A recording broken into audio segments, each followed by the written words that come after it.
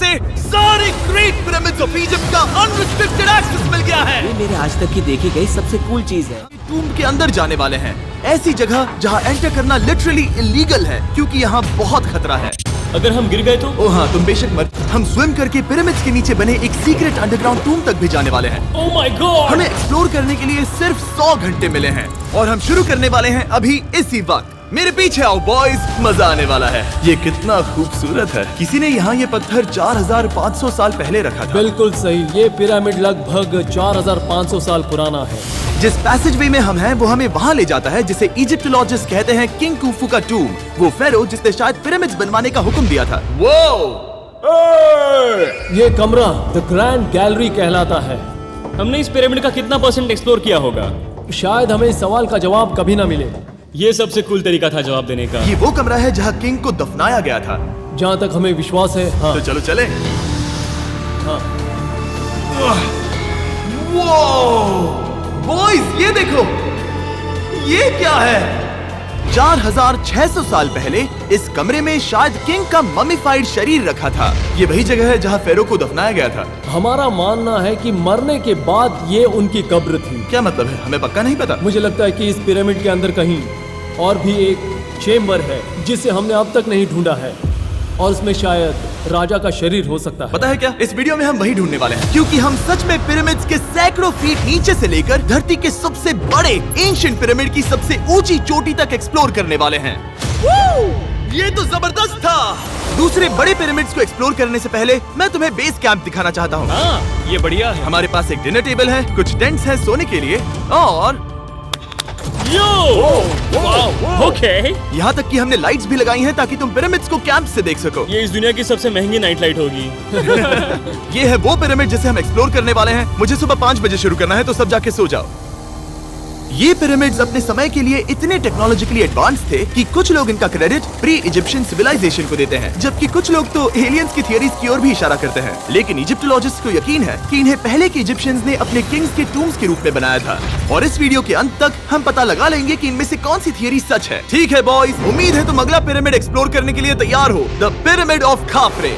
आखिर इस विशालकाय रचना की खासियत क्या है? हमें ये समझ आया कि हर पिरामिड के बाहर की केसिंग कैसी दिखती थी। एक जमाने में ये सब ऐसे ही दिखते थे। मतलब जैसे एलियंस ने इन्हें बनाया था वैसे? एलियंस ने नहीं बनाया। रामी हमें धरती के नीचे लगभग 100 फीट खाफरे के पिरामिड में गहराई तक ले गया। यहाँ एक ऐसी जगह है जहाँ इस आधुनिक दुनिया में से शायद ही कोई गया होगा। सच कहूँ तो हमें भी नहीं पता था कि हमें नीचे जाकर क्या देखने को मिलेगा।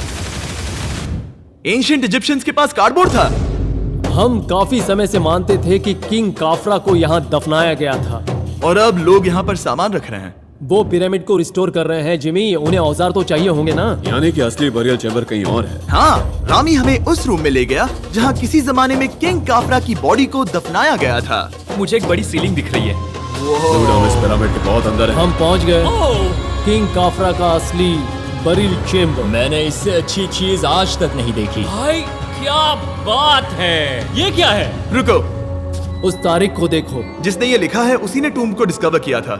ये उसका दावा है कि उसने इस टूम को डिस्कवर किया था। फेरो को यहीं दफनाया गया था। किंग काफरा के मरने के बाद उन्हें यही रखा गया था। इसके अंदर लेटना अपमानजनक तो नहीं होगा? अगर मैं तुम्हारी जगह होता तो उसकी जगह शराब को लेकर ज्यादा डरा होता। वैसे उस शराब से क्या होता है?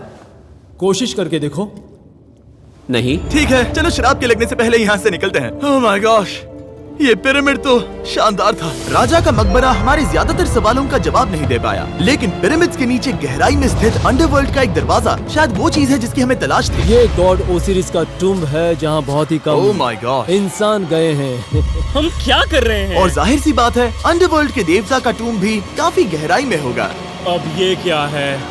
ये देखकर तो बहुत गहरा लग रहा है। काल, पहले तुम जाओ। Oh my gosh, oh my gosh, वो इतने आराम से नीचे कैसे जा रहा है? ये बस एंट्रेंस है काल। हाँ, अंडरवर्ल्ड के गॉड के पास जाने का। ये सीढ़ी काफी लंबी है। ये सच में बहुत गहरा है। अगर तुम गिरे तो ओह हाँ, तुम पक्का मर जाओगे। हाँ। अब तो सच में डर लग रहा है। मुझे इसमें मजा नहीं आ रहा है। और जहाँ हम सब पहले से ही डरे हुए थे, वहाँ आगे जाके हमें ये दिखा। 3000 साल पुराना इंसान। मैंने इसे हाथ में क्यों पकड़ा है? ये खोपड़ी का हिस्सा ये है? एक खोपड़ी है। हाँ। Oh my God! जब हम नीचे जाएंगे हम इतनी गहराई में होंगे कि ऑक्सीजन की कमी से बेहोश होने का भी खतरा रहेगा। बिल्कुल सही। अब चैंडलर ओजाइरिस की कब्र की ओर बढ़ रहा है। ठीक है, ये मैं चला। ओह, मैं पानी में हूँ। वो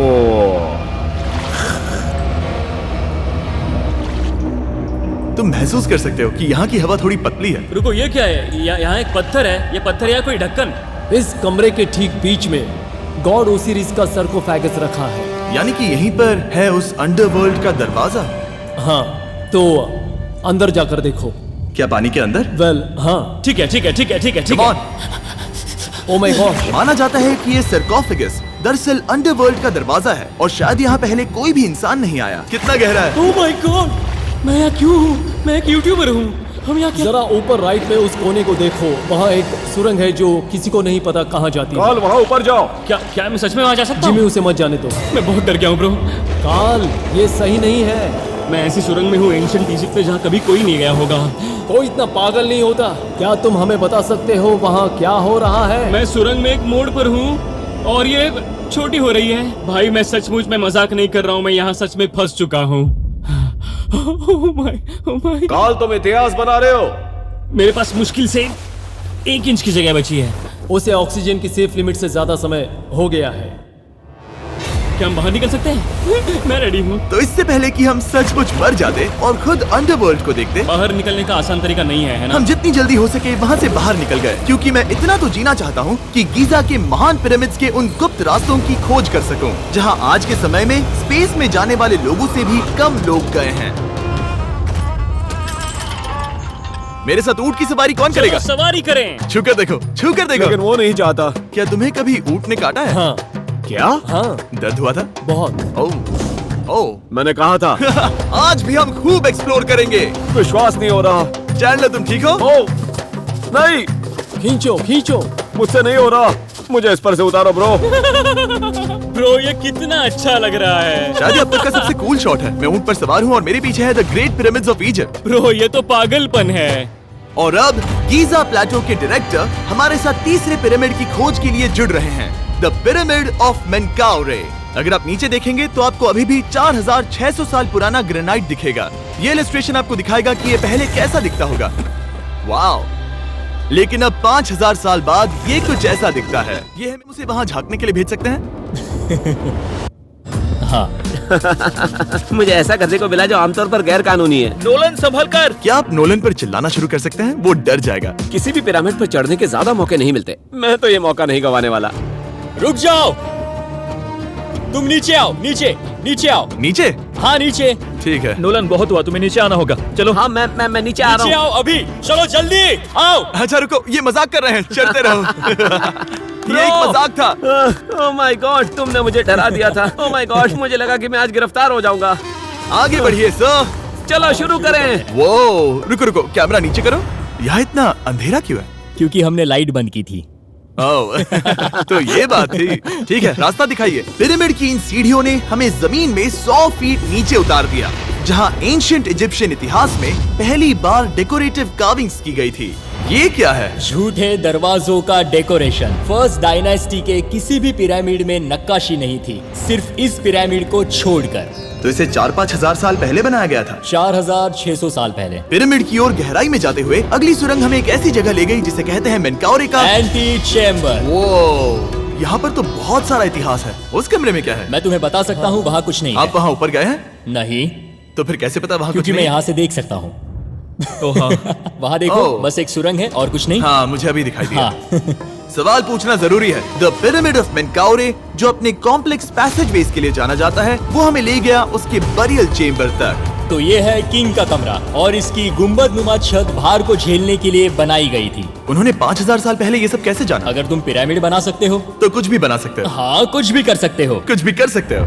बाहर आते वक्त मेरे मन में एक सवाल आया, इस पिरामिड के बाहर 3 और छोटे पिरामिड्स क्यों बने हैं? ये 3 छोटे पिरामिड्स क्या हैं? मेनकाउरी ने अपनी 3 पत्नियों के लिए ये छोटे पिरामिड्स बनवाए थे।